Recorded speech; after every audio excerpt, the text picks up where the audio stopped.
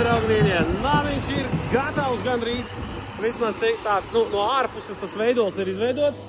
Šeit ir šindelīša smūgs, jumts, OSB apakšā, viss tā kā vajag, ar visu veidināšanu. Viss tāpēc gostiem vienmēr sakot, un šeit, tur, kur jau ir iekštelpa, tad šis būs tāds tā kā priekšnamiņš, ja, kur būs tāda tā kā priekštelpa, un šeit jau ir iekštelpa. Šeit mēs tagad esam pasūtījuši logus gaidām. Oskars atvedīs mums no Rīgas, un šādā te formā logi būs tādā trīsstūrī. Nu, un otrā pusītē būs vienkārši šaujam lūk. Tas, ko mēs tā bišķi neizdomājam līdz galam, virs loga uztaisīt, respektīvi kondicionieru to pūtēju. Un tagad man jāstāsta, būvkoms varbūt var izstāstīt, vai būs tik maziņš mums te, ko nopirkt no jums, Džeki. Būtu labi, ja būvkoms varētu atbraukt ciemos pie mums, apstīties, uzmest acis, kā tas vispār izskatās, iedot savu komentāru.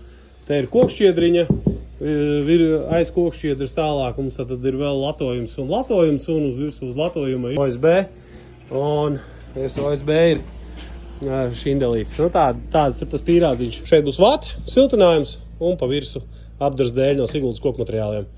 Kas attiecās uz vati, skaidrs, ka jā, te ir 10 cm, tā nebūs ritīgi siltā, tā ir tāda kā vasarnīcas tipa māja, bet ar tādu nelielu siltinājumu, lai baigi neizkarst vasarā, un ziemā arī, lai, ja gadījumā, kas ir tā kārtīgi pakurina, var arī kaut kādu siltumu dabūt.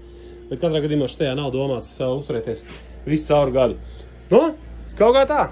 Ko tu saki par šitādu foršu namiņu? Arī gribētu, ko? Es domāju, ka no šitāda pasākumu var jau diezgan smuku pirtiņu uztaisīt. Un ir jau arī patiesībā pirmās intereses. Tā kā, ja arī tevi interesē, zvani, brauc ciemos, nāc droši skaties, kas te notiekās. Čau! Ralfhaus atbrauks un izdarīs.